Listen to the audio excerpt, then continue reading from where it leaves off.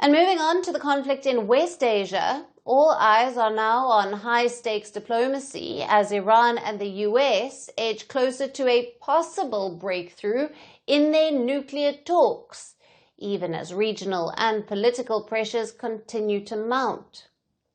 The third round of the Iran-US nuclear negotiations has just concluded in Geneva yesterday. Oman, which is mediating the process, says that significant progress has been achieved.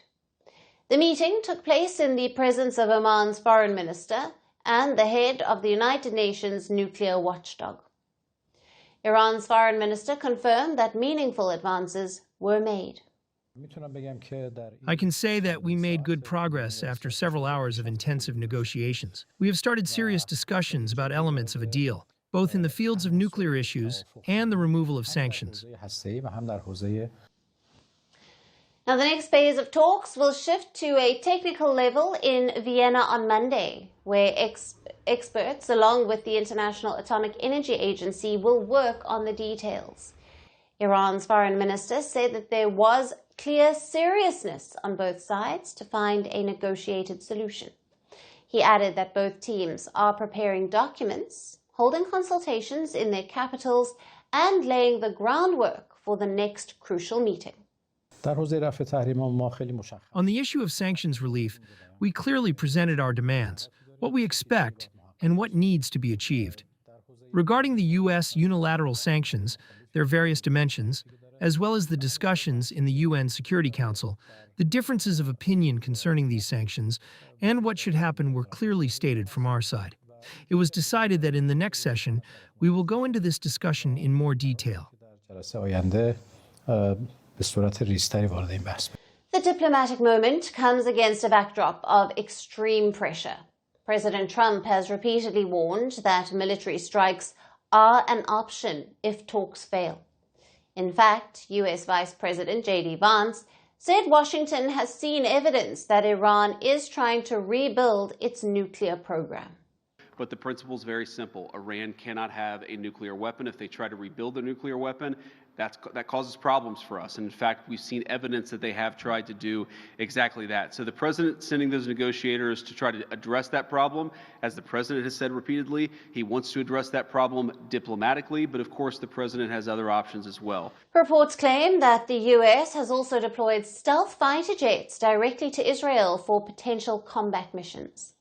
F-22 Raptor stealth fighters have been positioned at Israeli air bases to help defend Israeli territory and protect American troops from any possible Iranian retaliation. In a major escalation of military preparedness, the world's largest aircraft carrier, the USS Gerald R. Ford, has departed from an American naval base in southern Greece and is now heading toward West Asia. The US has now assembled what it calls a large armada of warships and fighter jets across the region. However, in a major diplomatic push to prevent a war, Oman's Foreign Minister Badr al-Busaidi is set to meet with J.D. Vance in Washington. Iran has repeatedly insisted that its nuclear program is strictly for civilian purposes, not for building nuclear weapons. It maintains that it has the legal right to enrich uranium. He has said that Iran must declare that we will not have nuclear weapons. Our supreme leader has already stated that we will not have nuclear weapons at all. Iran also said that it does not want talks to expand into its missile program or regional alliances with armed groups like Hamas and Hezbollah. In Washington, the political stakes are rising. Democratic lawmakers in the House of Representatives say that they will force a vote next week on a bill. Now, this bill would require Trump to seek congressional approval before any attack on Iran.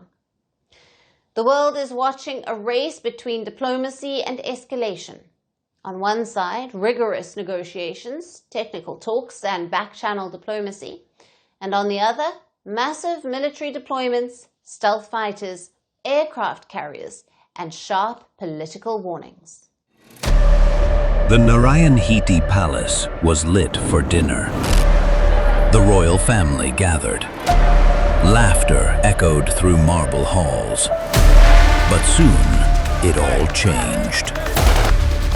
Gunshots rang out, one after another. A night that would shatter a kingdom. In hours, the royals were assassinated.